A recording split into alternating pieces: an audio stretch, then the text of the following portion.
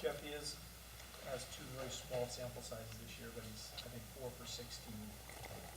What do you take from that? Is that just coming in off the bench cold, or is he a different guy than that? Yeah, I mean, last week you're throwing it every down, trying to get something done, and earlier in the year when he played, it had a drop ball, and but he's, the situation the other day was just, you're throwing it every down, and you gotta make sure you're taking chances and getting rid of the ball and those type of things. So, In contrast to that, what would you expect to see from him Saturday? I don't know about numbers. No, I don't mean numbers, but I mean just in terms of, is that not the guy that we saw the other night, not representative of what he can be? Yeah, well, again, I think he throws. He's an accurate passer, and so timing and protection and all the things that go into it, and guys getting open, that's all part of it. And so, but we'll see if he plays. We'll see, but we have confidence that he works hard. He's very prepared, and going into games, and so that's yet to be determined. Do you expect that Bryce Strikes will be closer to 100% on Saturday? He's in the same boat as day to day. You're not practicing today, though? Little. And anything further on Keenan's condition? Definitely out of this game. Yes. And do you have any idea about Oregon State? No. I have no idea. Continuing the theme, MSG. MSG, same deal. They're all day to day to see how they're doing. If Summers Gavin can't go, that be Tyndall? Yes.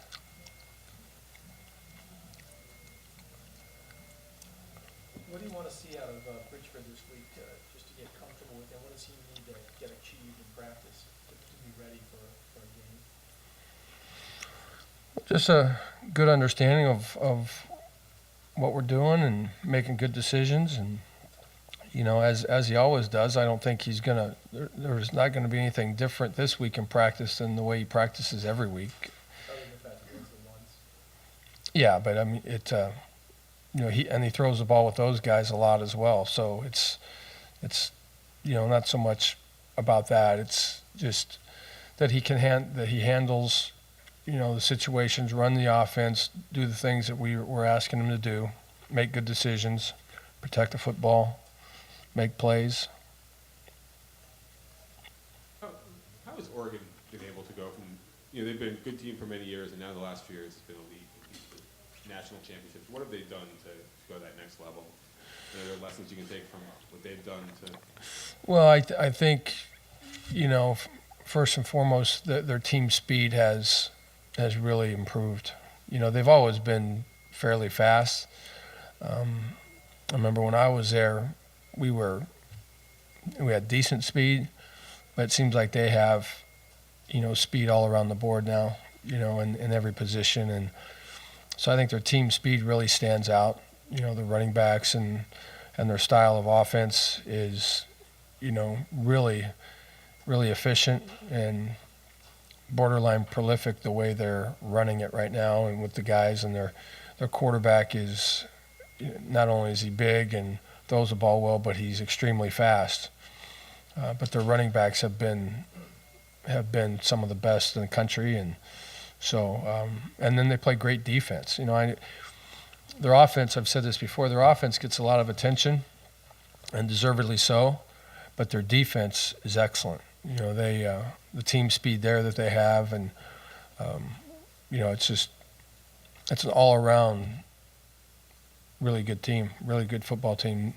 You don't see a lot of programs always make that jump. It's a difficult jump to make. How impressive is it what Mike and how Jeff have done to sort of?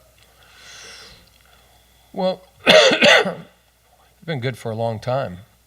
When I left there, we're number 2 in the country. So, we've been good for a long time. Won bowl games, and I think when I was there, we went, 8, 9, 10, and 11 games in those years like that, and they never stopped. They just kept going, you know. And it's a great program. They invest a lot in their program, without a doubt, and they've recruited extremely well, obviously, and you know, and they've been able to keep it at a high level. You know, when Mike left, and you know, they switched a couple offensive styles. You know, Croton was there, and they started getting into a little bit of the spread, but then when Chip came, I think Chip took it to a new level. Coach, they are fourth worst in the country in fumbles per game. Kind of an interesting statistic. Is that because they just go so fast that a ball's bound to pop out here and there, or is that something maybe you guys can exploit? Well, you always try to. I didn't really see any last week. I don't know if they fumbled last week. But you know, same with the read option stuff. Sometimes the read option stuff can cause that. But you know, I haven't noticed that. You know, I don't notice them having a lot of turnovers. Or turnover margin is very good because they get a lot of interceptions on defense. You know, so they're one of the top teams as far as turnover margin is concerned. But you know, as much as you run the football and you're in traffic and things like that, fumbles are bound to happen sometimes. Yeah. Yep, given how much Oregon scores, and if you have to go with Bridgeford, isn't there an incredible amount of pressure on him to lead your offense to be, you know, probably as efficient and productive as it's been all season? Well, we're going to ask Bridgeford to play within himself and just do the things, you know, let the people around him make plays as well. It's not just him out there, and you know, it's so he just has to play within himself. You know, there's enough anxiety, I wouldn't say pressure, there's enough anxiety for somebody to go in to play the number 2 team in the nation, you know, without putting any more undue anxiety on him. He just has to play within himself and be smart with the football and not turn it over. You don't want to get in a position where you're turning the ball over to him and giving it to him more times than they have.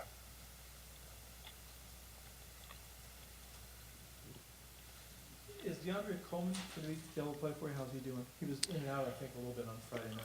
Yeah, he just played a little bit on Friday just to kind of give us a break because we were running out of guys. And so he went in and just did – he didn't play many snaps. But he's another one who's day-to-day. You know, there's a lot of guys who are day-to-day as they practice and as they rehab, you know, depending on how they get better through the week. 7 or 8 guys in that category right now. Mm-hmm. Yep. Quite a few. The 3 guys with concussions, what's their status? They are doing better. They're doing better, and they got some action today. So typically how those things work is you have to be symptom-free. You take the tests. You come out, you have a day of contact, and if you're still good, then you get cleared. So they've gone through the protocol, and now we just have to, you know, how they walk in here tomorrow or tonight, and, you know, so on and so forth. So those things are never really absolute until they go through the proper protocol and are completely symptom-free from it.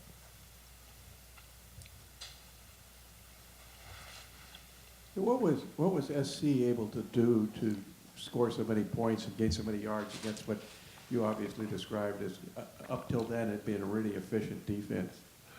Well, it's a couple of their playmakers made huge plays. Marquise Lee is a phenomenal player, and he made a bunch of plays. They ran the ball pretty decent, but Barkley squeezed some balls in places that was big time. He threw a post that the safety was right there, and the safety went for the ball, and the receiver caught it and split him and ran for a touchdown. What surprises me is how Marquise Lee isn't in the Heisman, isn't more of a name in the topic of that. He's one of the best players I've seen on tape. That guy's phenomenal. What he does in special teams and what he does for that team, and running with the ball after the catch, making big plays in the pass game.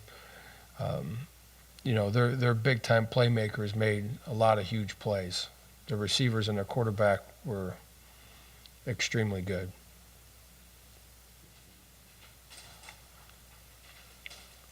Is CJ getting healthy? Yes, yeah, he's getting better. Ball out there, he's no worse for wear after that. No, he was no worse. You know, he takes a little bit longer to get warmed up, but typically by game time he's ready to play. Scarlett, how's he doing? Scarlett's doing fine. He's up and ready. Yeah, he played and he came out of it fine. Would you consider him an awesome dude? I've heard it described that way. Do you concur with that? Absolutely. No, he's not only is he a very good football player, he's one of the best young men you'll ever meet. You know, very good student, great team player. You know, he's a pleasure to be around. So I think that would probably fit into the awesome dude category. All right. On that note, anything else? Okay. All right, thanks.